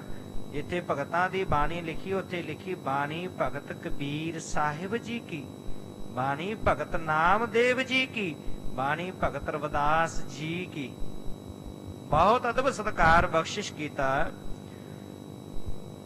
ਕਿਉਂਕਿ ਸਮੇਂ ਦੇ ਹਾਲਾਤ ਉਦੋਂ ਐਸੇ ਸਨ, ਤੇ ਨੀਵੀਂ ਜਾਤ ਦੇ ਹੋਣ ਕਰਕੇ ਲੋਕ ਜਿਹੜੇ ਉੱਚੀ ਜਾਤ ਵਾਲੇ ਅਭਿਮਾਨੀ ਸਨ, ਉਹ ਤਾਂ ਇਥੋਂ ਤੱਕ ਕਹਿੰਦੇ ਸਨ ਕਿ ਧਰਮ ਮੰਦਰਾਂ ਵਿੱਚ ਵੀ ਨਹੀਂ ਆ ਸਕਦੇ, ਧਰਮ ਮੰਦਰਾਂ ਵਿੱਚੋਂ ਵੀ ਪਕੜ ਕੇ ਬਾਹਰ ਕੱਢ ਦਿੰਦੇ ਸਨ। ਹਸਤ ਖੇਲਤ ਤੇਰੇ ਦਿਉਰੇ ਆਇਆ, ਭਗਤ ਕਰਤ ਨਾਮਾ ਪਕੜ ਉਠਾਇਆ, ਹਿਨੜੇ ਜਾਤ ਮੇਰੀ ਜਾਤ ਮਰਾਇਆ, ਛਿਪੇ ਕੇ ਜਨਮ ਕਾਹੇ ਕੋ ਆਇਆ। ਤੇ ਜਦੋਂ ਮੰਦਰ ਦੇ ਵਿੱਚੋਂ ਬਾਹਰ ਕੱਢਿਆ, ਤੇ ਜਿਹੜੀ ਅੰਦਰ ਵੈਰਾਗ ਦੇ ਨਾਲ ਬਿਰਹਾ ਦੀ ਆਵਾਜ਼ ਅੰਦਰੋਂ ਨਿਕਲੀ ਹੈ, ਉਸ ਪਰਮੇਸ਼ਰ ਦੇ ਦਰ ਤੇ ਪਹੁੰਚੀ ਹੈ, ਤੇ ਪਰਮੇਸ਼ਰ ਨੇ ਕਿਹਾ, ਨਾਮਦੇਵ ਆ, ਮੈਂ ਤੈਨੂੰ ਉਸ ਹਰੀ ਕੇ ਮੰਦਰ ਦੇ ਵਿੱਚ ਸਦਾ ਲਈ ਬਿਠਾ ਦੇਣਾ, ਜਿੱਥੋਂ ਤੈਨੂੰ ਕਦੀ ਵੀ ਕੋਈ ਬਾਹਰ ਨਹੀਂ ਕੱਢ ਸਕੇਗਾ। ਸੋ ਸਦਾ ਲਈ ਇਹ ਮਾਨ ਸਤਿਕਾਰ ਬਖਸ਼ਿਸ਼ ਕੀਤਾ। ਕਹਿਣ ਲੱਗੇ ਕਿ ਜਿਹੜੇ ਭਗਤ ਸਾਹਿਬਾਨ ਦੀ ਬਾਣੀ ਗੁਰੂ ਗ੍ਰੰਥ ਸਾਹਿਬ ਵਿੱਚ ਲਿਖੀ ਜਾ ਰਹੀ ਹੈ, ਤੇ ਜਿੱਥੇ ਜਿੱਥੇ ਹੁਣ ਬਾਣੀ ਪੜ੍ਹੀ ਜਾਵੇਗੀ, ਬਾਣੀ ਪ੍ਰਚਾਰੀ ਜਾਵੇਗੀ, ਜਿੱਥੇ ਜਿੱਥੇ ਸਿੱਖੀ ਦਾ ਵਿਸਥਾਰ ਹੋਵੇਗਾ, ਉੱਥੇ ਉੱਥੇ ਇਹ ਭਗਤ ਜਨ ਵੀ ਪ੍ਰਸਿੱਧ ਹੋਣਗੇ। ਹਮਰੋ ਨਾਮ ਲਿਖਿਓ ਨੇ ਜੇ ਤਹਿ, ਵਿਦਤੇ ਨੇ ਪਾਛੇ ਸੰਸਾਰ। ਹੁਣ ਇਹ ਮਨ ਦੇ ਹੰਕਾਰੀ ਵੀ ਸਨ, ਮਨ ਅੰਦਰ ਹੰਕਾਰ ਵੀ ਸੀ ਕਿ ਅਸੀਂ ਵੀ ਭਗਤ ਹਾਂ। ਕਹਿਣ ਲੱਗੇ ਉਹਨਾਂ ਭਗਤਾਂ ਦਾ ਨਾਮ ਆ ਗਿਆ, ਉਹ ਤਾਂ ਸੰਸਾਰ ਵਿੱਚ ਪ੍ਰਸਿੱਧ ਹੋ ਜਾਣਗੇ, ਉਹਨਾਂ ਦੇ ਨਾਮ ਕਰਕੇ ਉਹ ਜਾਣੇ ਜਾਣਗੇ। ਤੇ ਜੇ ਹੁਣ ਸਾਡਾ ਨਾਮ ਨਾ ਲਿਖਿਆ ਗਿਆ, ਤੇ ਜਦੋਂ ਆਦ ਗ੍ਰੰਥ ਭੀੜ ਬਣ ਕੇ ਤਿਆਰ ਹੋ ਗਈ, ਬਾਅਦ ਵਿੱਚ ਸਾਨੂੰ ਕਿਹਨੇ ਪੁੱਛਣਾ, ਸਾਡਾ ਨਾਮ ਕਿਸੇ ਨੇ ਨਹੀਂ ਜਾਣਨਾ। ਇਸ ਕੋ ਯਤਨ ਕਰੋ ਜਿਮ ਹੋਵੇ, ਆਪਣੇ ਸ਼ਬਦ ਲਿਖਾਵੋ ਤਾਹੀ। ਹੁਣ ਚਾਰੇ ਜਣੇ ਮਿਲ ਕੇ ਵਿਚਾਰ ਕਰਦੇ ਨੇ, ਕਹਿੰਦੇ ਹੁਣ ਕੋਈ ਨਾ ਕੋਈ ਯਤਨ ਕੀਤਾ ਜਾਵੇ, ਕੋਈ ਢੰਗ ਲੱਭੀਏ, ਕੋਈ ਯਤਨ ਕਰੀਏ, ਜਿਸ ਯਤਨ ਦੇ ਨਾਲ ਆਪਾਂ ਵੀ ਆਪਣੇ ਸ਼ਬਦ ਜਿਹੜੇ ਨੇ ਉਹ ਜਾ ਕਰਕੇ ਆਦ ਗ੍ਰੰਥ ਦੇ ਵਿੱਚ ਲਿਖਵਾਉਣਾ ਕਰੀਏ। ਕਾਨੇ ਪਨਿਓ ਕੌਣ ਸੁਧ ਲਿਆਇਓ, ਪ੍ਰਥਮੇ ਨਿਰਨੇ ਕਰ ਲਿਓ ਤਾਹੀ। ਤੇ ਹੁਣ ਇਹਨਾਂ ਚੋਂ ਜਿਹੜਾ ਕਾਨਾ ਸੀ, ਉਹ ਕਹਿਣ ਲੱਗਾ ਪਹਿਲਾਂ ਨਿਰਣਾ ਤਾਂ ਕਰ ਲਈਏ, ਇਹ ਖਬਰ ਕੌਣ ਲੈ ਕੇ ਆਇਆ ਹੈ, ਇਹ ਗੱਲ ਕਿੰਨੇ ਸੁਣਾਈ ਹੈ, ਕਿੰਨੇ ਖਬਰ ਲਿਆਂਦੀ ਹੈ, ਉਹਨੂੰ ਬੁਲਾ ਕਰਕੇ ਇਸ ਗੱਲ ਦਾ ਪਹਿਲਾਂ ਨਿਰਣਾ ਤਾਂ ਕਰ ਲਈਏ ਕਿ ਗੱਲ ਸੱਚੀ ਵੀ ਹੈ ਕਿ ਨਹੀਂ। ਕਹਿ ਪੀ ਲੋ ਲੱਦਾ ਸਿੱਖ ਇੱਕ ਹੈ, ਗਾ ਉਪਕਾਰ ਹੇਤ ਗੁਰ ਪਾਹੇ। ਤੇ ਹੁਣ ਜਿਹੜਾ ਪੀਲੋ ਸੀ, ਉਹ ਕਹਿਣ ਲੱਗਾ ਕਿ ਇੱਕ ਗੁਰੂ ਕਾ ਪਰਉਪਕਾਰੀ ਸਿੱਖ ਹੈ ਭਾਈ ਲੱਦਾ। ਜਿਹੜੇ ਭਾਈ ਬਲਵੰਡ ਤੇ ਭਾਈ ਸੱਤਾ ਗੁਰੂ ਘਰ ਵੱਲੋਂ ਫਟਕਾਰੇ ਗਏ ਸਨ, ਉਹਨਾਂ ਨੂੰ ਬਖਸ਼ਾਉਣ ਦੇ ਲਈ, ਉਹਨਾਂ ਤੇ ਪਰਉਪਕਾਰ ਕਰਨ ਵਾਸਤੇ ਭਾਈ ਲੱਦਾ ਲਾਹੌਰ ਤੋਂ ਚੱਲ ਕੇ ਗਿਆ ਸੀ, ਆਪਣਾ ਮੂੰਹ ਕਾਲਾ ਕਰਕੇ ਗਧੇ ਤੇ ਸਵਾਰ ਹੋ ਕੇ, ਤੇ ਗੁਰੂ ਅਰਜਨ ਦੇਵ ਪਾਤਸ਼ਾਹ ਜੀ ਕੋਲੋਂ ਨੇ ਬਖਸ਼ਾਇਆ ਜਾ ਕਰਕੇ ਉਹਨਾਂ ਨੂੰ।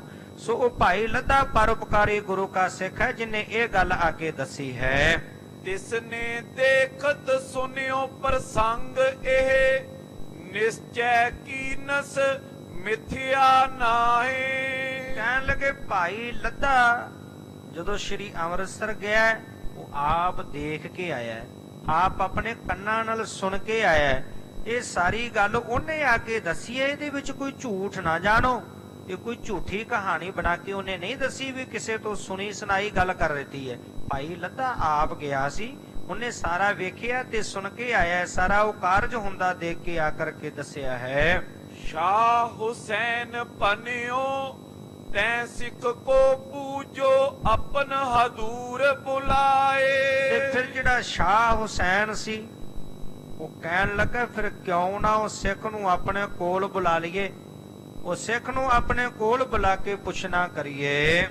ਬਹੁਰ ਉਪਾਵ ਕਰੇ ਜਿਮ ਹੋਵੇ, ਸਰਬ ਪ੍ਰਸੰਗ ਸੁਦੇ ਸੁਨਾਏ। ਤੇ ਜਦੋਂ ਗੁਰੂ ਕਾ ਸਿੱਖ ਆ ਕੇ ਸਾਰਾ ਪ੍ਰਸੰਗ ਸੁਣਾਵੇਗਾ, ਸਾਰੀ ਗੱਲ ਜਦੋਂ ਦੱਸੇਗਾ, ਤੇ ਉਸ ਤੋਂ ਬਾਅਦ ਫਿਰ ਜਿਹੜਾ ਵੀ ਯਤਨ ਹੋਵੇਗਾ, ਜਿਸ ਯਤਨ ਨਾਲ ਵੀ ਆਪਾਂ ਸ਼ਬਦ ਵਿੱਚ ਸ਼ਾਮਲ ਕਰਵਾ ਸਕਦੇ ਆ, ਉਹ ਯਤਨ ਆਪਾਂ ਕਰ ਲਵਾਂਗੇ। ਤਬ ਛੱਜੂ ਨੇ ਦਾਸ ਪਠਾਇਓ, ਲੱਦਾ ਕਰਿਓ ਆਵਾਹਨ ਜਾਏ। ਹੁਣ ਉਸ ਵਕਤ ਛੱਜੂ ਨੇ ਫਿਰ ਇੱਕ ਆਪਣੇ ਸੇਵਕ ਨੂੰ ਭੇਜਿਆ ਕਿ ਤੂੰ ਜਾ ਭਾਈ ਲੱਦੇ ਦੇ ਘਰ ਵਿੱਚ ਜਾ ਤੇ ਉਹਨਾਂ ਨੂੰ ਬੁਲਾ ਕੇ ਲਿਆਉਣਾ ਕਰ। ਹੁਣ ਛੱਜੂ ਦਾ ਭੇਜਿਆ ਇਹ ਸੇਵਕ ਭਾਈ ਲੱਦਾ ਜੀ ਦੇ ਘਰ ਵਿੱਚ ਪਹੁੰਚਿਆ ਤੇ ਭਾਈ ਲੱਦਾ ਜੀ ਨੂੰ ਬੁਲਾ ਕਰਕੇ ਲਿਆਇਆ ਹੈ।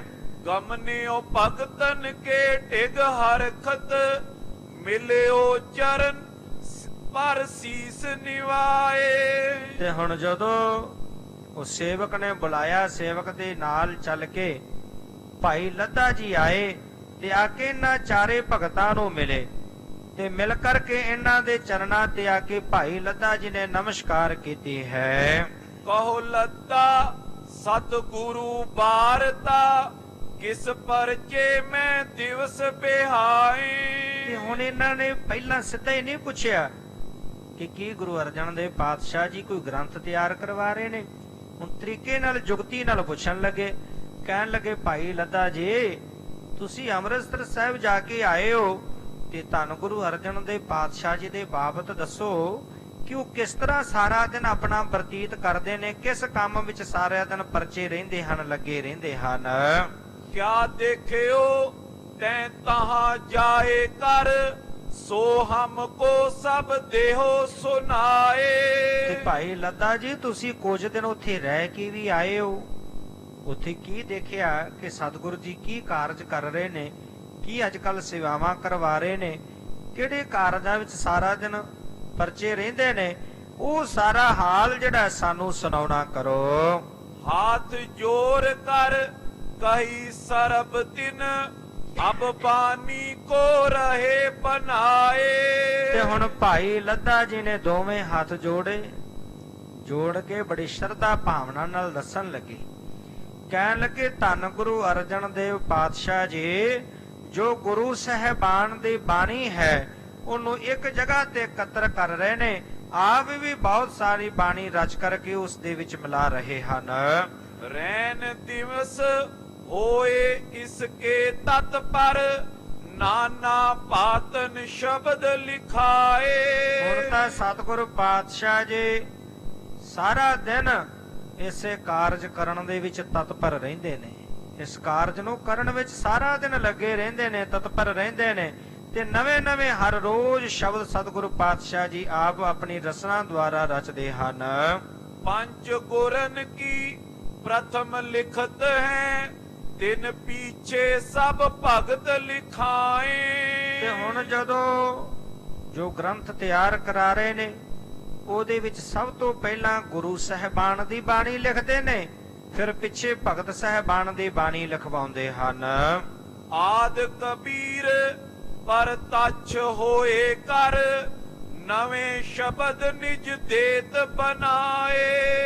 ਸ਼੍ਰੋਮਣੀ ਭਗਤ ਕਬੀਰ ਜੀ ਆਦ ਹੋਰ ਵੀ ਜਿਹੜੇ ਭਗਤ ਹਨ ਉਹ ਹਰ ਰੋਜ਼ ਉੱਥੇ ਪ੍ਰਤੱਖ ਰੂਪ ਵਿੱਚ ਹਾਜ਼ਰ ਹੋ ਕੇ ਨਵੀਂ ਨਵੀਂ ਬਾਣੀ ਰਚ ਕੇ ਜੋ ਗੁਰੂ ਨਾਨਕ ਦੀ ਕਸੌਟੀ ਤੇ ਖਰੀ ਉਤਰਦੀ ਹੈ ਉਹ ਆਦ ਸ਼੍ਰੀ ਗ੍ਰੰਥ ਜੀ ਦੇ ਵਿੱਚ ਲਿਖਵਾ ਰਹੇ ਹਨ। ਗਨ ਰਾਗਨ ਮੈਂ ਲਿਖਤ ਜਾਤ ਬੋ ਹੈ ਭਾਈ ਗੁਰਦਾਸ ਜੇ ਨਾਏ। ਤੇ ਰਾਗਾਂ ਦੇ ਵਿੱਚ ਉਹ ਸਾਰੀ ਬਾਣੀ ਲਿਖਵਾਈ ਜਾ ਰਹੀ ਹੈ। ਰਾਗ ਬੱਧ ਬਾਣੀ ਹੈ ਸਾਰੀ। ਰਾਗ ਦੇ ਵਿੱਚ ਸਤਿਗੁਰੂ ਪਾਤਸ਼ਾਹ ਜੀ ਬਾਣੀ ਲਿਖਵਾ ਰਹੇ ਨੇ ਤੇ ਲਿਖਣ ਦੀ ਸੇਵਾ ਕਰ ਰਹੇ ਨੇ ਜਿਨ੍ਹਾਂ ਦਾ ਨਾਮ ਹੈ ਭਾਈ ਗੁਰਦਾਸ ਜੀ। ਭਾਈ ਗੁਰਦਾਸ ਜੀ ਲਿਖਾਰੀ ਬਣ ਕੇ ਲਿਖਣ ਦੀ ਸੇਵਾ ਨਿਭਾ ਰਹੇ ਹਨ। ਬਨਿਓ ਗ੍ਰੰਥ ਵੱਡ ਜਨ ਜਹਾਜ ਹੈ ਭੌਜਲ ਤੇ ਪਾਰ ਜੋ ਉਤਰਾਏ। ਇਹ ਜੋ ਗ੍ਰੰਥ ਬਣ ਰਿਹਾ ਹੈ ਮਾਨੋ ਕਿ ਇਹ ਵੱਡਾ ਜਹਾਜ਼ ਬਣ ਰਿਹਾ ਹੈ ਜਿਸ ਜਹਾਜ਼ ਦੇ ਉੱਤੇ ਸਵਾਰ ਹੋਣ ਵਾਲੇ ਇਸ ਸੰਸਾਰ ਸਾਗਰ ਨੂੰ ਸਹਿਜੇ ਹੀ ਪਾਰ ਕਰ ਲੈਣਗੇ, ਤਰ ਲੈਣਗੇ। ਬਹੁਤ ਬਨਿਓ ਕੁਛ ਰਿਓ ਤਨਕ ਅਬ ਕੇਤਕ ਦਿਵਸ ਵਿਖੇ ਹੋਏ ਤਿਆਰ। ਤੇ ਬਹੁਤ ਜ਼ਿਆਦਾ ਆਦ ਗ੍ਰੰਥ ਬੀੜ ਤਿਆਰ ਹੋ ਚੁੱਕੀ ਹੈ, ਬਸ ਬਾਕੀ ਥੋੜਾ ਹੀ ਕਾਰਜ ਬਾਕੀ ਰਹਿ ਗਿਆ ਹੈ। ਕੁਝ ਕੁ ਦਿਨਾਂ ਦੇ ਵਿੱਚ ਇਹ ਜੋ ਆਦ ਗ੍ਰੰਥ ਬੀੜ ਤਿਆਰ ਹੋ ਰਹੀ ਹੈ ਕੁਝ ਦਿਨਾਂ ਦੇ ਵਿੱਚ ਹੀ ਸਤਿਗੁਰੂ ਜੀ ਤਿਆਰ ਕਰ ਲੈਣਗੇ। ਸੁਨ ਕਾਨਾ ਪੂਛਨ ਪੁਨ ਲਾਗਿਓ ਭਗਤਨ ਆਗਵਨ ਕਿਸੂ ਪ੍ਰਕਾਰ। ਤੇ ਹੁਣ ਭਾਈ ਲੱਦਾ ਜੀ ਕੋਲੋਂ ਇਹ ਬਚਨ ਸੁਣ ਕੇ ਕਾਨਾ ਪੁੱਛਣ ਲੱਗਿਆ, ਕਹਿਣ ਲੱਗਾ ਕਿ ਜਿਹੜੇ ਭਗਤ ਉੱਥੇ ਚੱਲ ਕੇ ਆਏ ਨੇ ਉਹ ਕਿਸ ਤਰੀਕੇ ਦੇ ਨਾਲ ਉੱਥੇ ਚੱਲ ਕੇ ਆਏ ਹਨ। ਗੁਰੂ ਆਵਾਹਨ ਤੇ ਸੋ ਆਏ ਕਿਦੋਂ ਆਵਾਹਨ ਬਿਨ ਤਿਸ ਬਾਰ। ਉਹਨਾਂ ਨੂੰ ਧੰਨ ਗੁਰੂ ਅਰਜਨ ਦੇਵ ਪਾਤਸ਼ਾਹ ਜੀ ਨੇ ਸੁਨੇਹੇ ਭੇਜ ਕੇ ਆਪ ਬੁਲਾਇਆ ਕਿ ਜਾਂ ਬਿਨਾਂ ਬੁਲਾਏ ਉੱਥੇ ਚੱਲ ਕੇ ਆਏ ਨੇ। ਉਹਨਾਂ ਦੇ ਬਾਬਤ ਸਾਨੂੰ ਦੱਸੋ ਕਿ ਉਹ ਕਿਵੇਂ ਉਹਨਾਂ ਦਾ ਉੱਥੇ ਆਉਣਾ ਹੋਇਆ ਹੈ।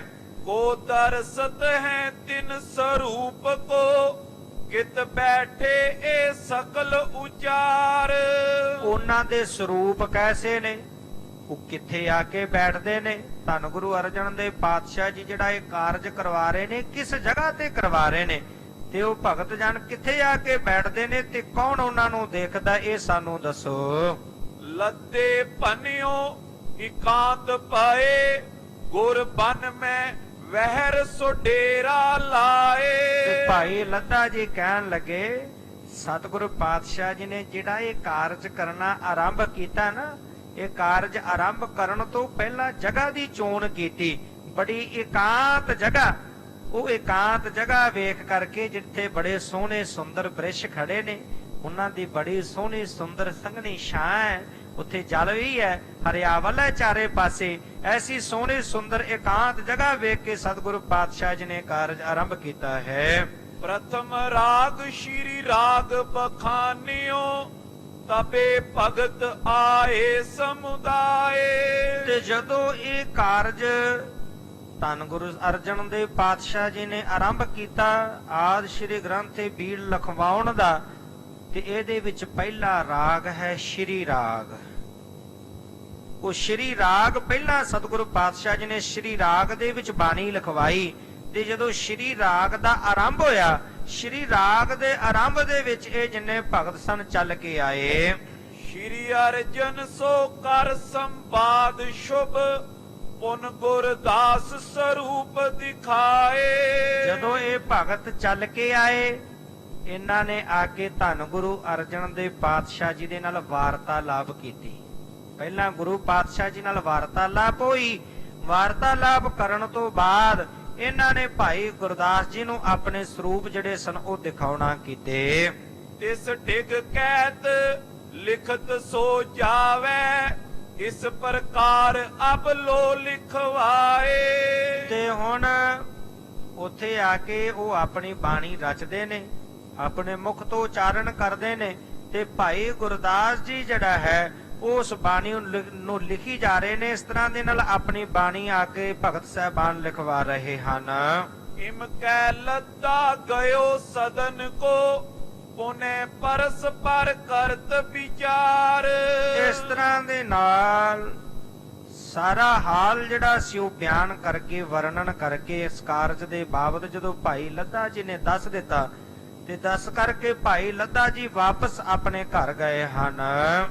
ਬਿਨਾ ਹਕਾਰਨ ਦੇਸੋ ਪਹੁੰਚੇ ਤੁਮ ਵੀ ਚਲੋ ਸੋ ਇਸੀ ਪ੍ਰਕਾਰ। ਹੁਣ ਇਹ ਜਿਹੜੇ ਚਾਰੇ ਸਨ, ਕਾਨਾ, ਛੱਜੂ, ਸ਼ਾਹ ਹੁਸੈਨ ਤੇ ਪੀਲੋ, ਇਹ ਚਾਰੇ ਮਿਲ ਕੇ ਉਹਨੂੰ ਵਿਚਾਰਨ ਲੱਗੇ ਕਿ ਜਿਹੜੇ ਉਹ ਭਗਤ ਚੱਲ ਕੇ ਆਏ ਨੂੰ ਬਿਨ ਬੁਲਾਏ ਆਏ ਨੇ, ਉਹਨਾਂ ਨੂੰ ਗੁਰੂ ਅਰਜਨ ਦੇਵ ਪਾਤਸ਼ਾਹ ਜੀ ਨੇ ਬੁਲਾਇਆ ਨਹੀਂ, ਤੇ ਉਹ ਬਿਨਾਂ ਬੁਲਾਏ ਉੱਥੇ ਪਹੁੰਚੇ ਨੇ। ਤੇ ਜਿਵੇਂ ਉਹ ਬਿਨਾਂ ਬੁਲਾਏ ਉੱਥੇ ਪਹੁੰਚੇ ਨੇ, ਆਪਾਂ ਵੀ ਉਸੇ ਤਰ੍ਹਾਂ ਉੱਥੇ ਜਾ ਪਹੁੰਚੀਏ। ਨਿਜ ਬਾਣੀ ਸ਼੍ਰੀ ਗ੍ਰੰਥ ਚੜਾਵੋ ਰਹੇ ਨਾਮ ਥਿਰ ਜਗਤ ਮਝਾਰ।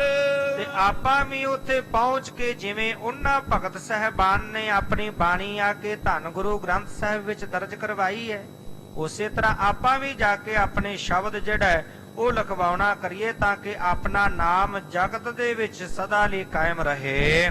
ਮਨ ਆਸ਼ੇ ਕੋ ਸਭ ਹੀ ਜਾਣੇ ਲਿਖਵਾਵੋ ਕੇ ਸ਼ਬਦ ਮਝਾਰ। ਮਨ ਦਾ ਜਿਹੜਾ ਆਸ਼ਾ ਹੈ, ਮਨ ਦੇ ਸੰਕਲਪ ਦੇ ਬਾਬਤ ਆਪਾਂ ਸਾਰਾ ਜਾਣਦੇ ਹੀ ਆ, ਤੇ ਉੱਥੇ ਜਾ ਕਰਕੇ ਇਸ ਪ੍ਰਕਾਰ ਦੇ ਨਾਲ ਆਪਣੇ ਸ਼ਬਦ ਜਿਹੜੇ ਹਨ ਉਹ ਲਿਖਵਾਉਣਾ ਕਰੀਏ। ਇਮ ਸਲਾਹ ਕਰ ਨਿਸਾ ਬਿਤਾਈ ਭਈ ਪ੍ਰਾਤ ਕਾਨਾ ਅਸਵਾਰ। ਹੁਣ ਇਸ ਤਰ੍ਹਾਂ ਨਾਲ ਇਹਨਾਂ ਨੇ ਸਲਾਹ ਕੀਤੀ ਤੇ ਸਲਾਹ ਕਰਕੇ ਸਾਰੀ ਵਿਉਂਤ ਬੰਦੇ ਕਰਕੇ ਤੇ ਹੁਣ ਜਿਹੜਾ ਇੱਕ ਦਿਨ ਦੇ ਰਾਤ ਜਿਹੜੀ ਸੀ ਉਹ ਲਾਹੌਰ ਵਿੱਚ ਇਹਨਾਂ ਨੇ ਬਤੀਤ ਕੀਤੀ ਹੈ। ਦੂਜਾ ਦਿਨ ਚੜ੍ਹਿਆ ਤੇ ਦੂਜੇ ਦਿਨ ਕਾਨਾ ਜਿਹੜਾ ਇਹ ਆਪਣੀ ਸਵਾਰੀ ਤੇ ਰੱਥ ਤੇ ਸਵਾਰ ਹੋਇਆ, ਤਿਆਰੀ ਕੀਤੀ ਹੈ ਚੱਲਣ ਦੇ। तीनों अपर गमन को ठानियो जिनके और कुछ कुछ हंकार। ਤੇ ਬਾਕੀ ਜਿਹੜੇ ਤਿੰਨ ਸਨ, ਛੱਜੂ, ਸ਼ਾਹ ਹੁਸੈਨ ਤੇ ਪੀਲੋ, ਉਹਨਾਂ ਨੂੰ ਵੀ ਭਾਈ ਕਾਨੇ ਨੇ ਇਹਨੇ ਭਗਤ ਨੇ ਆਪਣੇ ਨਾਲ ਲਿਆ, ਆਪਣੇ ਰੱਥ 'ਚ ਸਵਾਰ ਕੀਤਾ ਤੇ ਉਹਨਾਂ ਦੇ ਹਿਰਦਿਆਂ ਦੇ ਅੰਦਰ ਕੁਝ ਹੰਕਾਰ ਸੀ ਕਿ ਅਸੀਂ ਵੀ ਭਗਤ ਹਾਂ, ਅਸੀਂ ਵੀ ਆਪਣੀ ਬਾਣੀ ਰਚਦੇ ਹਾਂ, ਸਾਨੂੰ ਕਿਉਂ ਨਹੀਂ ਬੁਲਾਇਆ, ਅਸੀਂ ਕਿਉਂ ਨਹੀਂ ਆਪਣੀ ਬਾਣੀ ਲਿਖਵਾ ਸਕਦੇ। ਇਸ ਤਰ੍ਹਾਂ ਦਾ ਉਹਨਾਂ ਦੇ ਮਨ ਅੰਦਰ ਜਿਹੜਾ ਹੰਕਾਰ ਦੀ ਬਿਰਤੀ ਵੀ ਉਹਨਾਂ ਨੇ ਧਾਰਨ ਕੀਤੀ ਹੋਈ ਸੀ। ਪੰਥ ਜਾਮਨੀ ਏਕ ਬਿਤਾਈ ਅਗਲੇ ਦਿਨ ਗੁਰਪੁਰੀ ਮਝਾਰ। ਇਸ ਤਰ੍ਹਾਂ ਦੇ ਨਾਲ ਲਾਹੌਰ ਤੋਂ ਚੱਲ ਪਏ। ਲਾਹੌਰ ਤੋਂ ਚੱਲ ਕੇ ਇੱਕ ਰਾਤ ਜਿਹੜੀ ਹੈ ਉਹ ਰਸਤੇ ਵਿੱਚ ਬਤੀਤ ਕੀਤੀ ਹੈ। ਅਗਲੀ ਸਵੇਰ ਦੂਜੇ ਦਿਨ ਇਹ ਸ੍ਰੀ ਅੰਮ੍ਰਿਤਸਰ ਸਾਹਿਬ ਨਗਰ ਦੇ ਵਿੱਚ ਪਹੁੰਚ ਗਏ ਹਨ। ਆਏ ਪਰਵੇਸ਼ੇ ਮਾਨ ਵਿਸ਼ੇਸ਼ੇ ਪਹੁੰਚੇ ਸ੍ਰੀ ਗੁਰ ਕੇ ਦਰਬਾਰ। ਤੇ ਇਹ ਆਣ ਪਹੁੰਚੇ ਨੇ ਸ੍ਰੀ ਦਰਬਾਰ ਸਾਹਿਬ ਪਾਵਨ ਅਸਥਾਨ ਵਿਖੇ, ਤੇ ਜਿਨ੍ਹਾਂ ਦੇ ਹਿਰਦੇ ਵਿੱਚ ਬਹੁਤ ਹੰਕਾਰ ਸੀ, ਹੰਕਾਰ ਧਾਰਨ ਕੀਤਾ ਹੋਇਆ ਸੀ, ਤੇ ਸਤਿਗੁਰੂ ਪਾਤਸ਼ਾਹ ਜੀ ਦੇ ਦਰਬਾਰ ਸਾਹਿਬ ਦੇ ਅੰਦਰ ਪਹੁੰਚੇ ਹਨ। ਹਰ ਮੰਦਰ ਸੁੰਦਰ ਕੇ ਅੰਦਰ ਸ਼੍ਰੀ ਗੁਰ ਸ਼ੋਭਤ ਬਹੁਤ ਇਸ ਕਾਲ। ਤੇ ਸਤਿਗੁਰੂ ਪਾਤਸ਼ਾਹ ਜੀ ਸੋਹਣੇ ਹਰਮੰਦਰ ਸਾਹਿਬ ਦੇ ਅੰਦਰ ਸ਼ੋਭ ਰਹੇ ਸਨ। ਧੰਨ ਗੁਰੂ ਅਰਜਨ ਦੇਵ ਪਾਤਸ਼ਾਹ ਜੀ ਸ਼੍ਰੀ ਹਰਮੰਦਰ ਸਾਹਿਬ ਵਿੱਚ ਸ਼ੋਭਤ ਸਨ, ਸੰਗਤਾਂ ਨੂੰ ਦਰਸ਼ਨ ਬਖਸ਼ ਰਹੇ ਸਨ। ਸੋ ਸਤਿਗੁਰੂ ਗੁਰੂ ਅਰਜਨ ਦੇਵ ਪਾਤਸ਼ਾਹ ਜੀ ਸ਼੍ਰੀ ਹਰਮੰਦਰ ਸਾਹਿਬ ਪਾਵਨ ਅਸਥਾਨ ਤੇ ਸ਼ੋਭਾ ਪਾ ਰਹੇ ਸਨ। ਲਖੇ ਮਾਨ ਜੁਤ ਭਗਤ ਆਗਵਨ ਆਕੇ ਠਾਂਡੇ ਭਏ ਕਿਰਪਾਲ। ਤੇ ਸਤਿਗੁਰੂ ਪਾਤਸ਼ਾਹ ਜੀ ਨੇ ਵੇਖਿਆ ਕਿ ਲਾਹੌਰ ਦੇ ਭਗਤ ਤੁਰੇ ਆ ਰਹੇ ਨੇ ਹੰਕਾਰ ਦੇ ਸਹਿਤ। ਮਨ ਅੰਦਰ ਜਿਨ੍ਹਾਂ ਨੇ ਹੰਕਾਰ ਦੀ ਬਿਰਤੀ ਵੀ ਧਾਰਨ ਕੀਤੀ ਹੋਈ ਹੈ, ਮਾਨੀ ਹੋ ਕੇ ਤੁਰੇ ਆ ਰਹੇ ਨੇ, ਪਰ ਫਿਰ ਵੀ ਅੱਗੋਂ ਸਤਿਕਾਰ ਕਰਨ ਦੇ ਲਈ ਸਤਿਗੁਰੂ ਪਾਤਸ਼ਾਹ ਜੀ ਅੱਗੇ ਖੜੇ ਹੋਏ ਹਨ। ਬੰਧਨ ਠਾਨ ਪਰਸ ਪਰ ਹਰਖਤ ਕਹਿ ਬੈਠਾਰੇ ਸਭ ਹਿਤ ਨਾਲ। ਤੇ ਹੁਣ ਆਪਸ ਦੇ ਵਿੱਚ ਮਿਲ ਕੇ ਦੋਵਾਂ ਪਾਸਿਆਂ ਤੋਂ ਨਮਸਕਾਰ ਕੀਤੀ ਹੈ, ਬੰਦਨਾ ਕੀਤੀ ਹੈ। ਸਤਿਗੁਰੂ ਪਾਤਸ਼ਾਹ ਜੀ ਨੇ ਬੜੇ ਅਦਬ ਸਤਕਾਰ ਦੇ ਨਾਲ ਇਹਨਾਂ ਨੂੰ ਬਿਠਾਇਆ ਹੈ। ਸ਼੍ਰੀ ਅਰਜਨ ਸਾਦਰ ਕੈ ਮਾਧੁਰ ਸਭਹਿਨ ਕਰੁਣਾ ਕੀਨ ਵਿਸਾਲ। ਸਤਿਗੁਰੂ ਪਾਤਸ਼ਾਹ ਜੀ ਬੜੇ ਅਦਬ ਸਤਕਾਰ ਦੇ ਨਾਲ ਇਹਨਾਂ ਦਾ ਬੜਾ ਆਦਰ ਕੀਤਾ, ਬੜਾ ਮਾਣ ਕੀਤਾ। ਤੇ ਸਤਿਗੁਰੂ ਪਾਤਸ਼ਾਹ ਜੀ ਕਹਿਣ ਲੱਗੇ ਅੱਜ ਆਪ ਜੀ ਦਾ ਕਿਵੇਂ ਆਉਣਾ ਹੋਇਆ। ਸਤਿਗੁਰੂ ਪਾਤਸ਼ਾਹ ਜੀ ਦੇ ਕੋਲ ਜਦੋਂ ਪਹੁੰਚਦੇ ਨੇ, ਹੁਣ ਆਉਣ ਦਾ ਕਾਰਨ ਪੁੱਛਦੇ ਨੇ, ਸਤਿਗੁਰੂ ਪਾਤਸ਼ਾਹ ਜੀ ਨਾਲ ਹੁਕਮਾਂ ਵੀ ਕਰਦੇ ਨੇ, ਅੰਦਰ ਦੀ ਵੀ ਜਾਣਦੇ ਨੇ ਕਿ ਅੰਦਰ ਹੰਕਾਰ ਦੀ ਬਿਰਤੀ ਵੀ ਬਣੀ ਹੋਈ ਹੈ ਤੇ ਕਿਵੇਂ ਫਿਰ ਆਪਸ ਦੇ ਵਿੱਚ ਵਾਰਤਾਲਾਪ ਹੁੰਦੀ ਹੈ, ਕਿਵੇਂ ਕਿਵੇਂ ਇਹ ਆਪਣੀ ਬਾਣੀ ਜਿਹੜੀ ਹੈ ਗੁਰੂ ਸਾਹਿਬ ਜੀ ਨੂੰ ਸੁਣਾਉਂਦੇ ਨੇ, ਜੋ ਗੁਰੂ ਨਾਨਕ ਦੀ ਕਸਵੱਟੀ ਤੇ ਖਰੀ ਨਹੀਂ ਉਤਰਦੀ। ਤੇ ਸਤਿਗੁਰੂ ਪਾਤਸ਼ਾਹ ਜੀ ਇਨਕਾਰ ਕਰ ਦਿੰਦੇ ਨੇ ਵਿੱਚ ਦਰਜ ਕਰਨ ਤੋਂ। ਇਹ ਆਪਾਂ ਕੱਲ ਦੇ ਪ੍ਰਕਰਨ ਅੰਦਰ ਸਰਵਣ ਕਰਾਂਗੇ।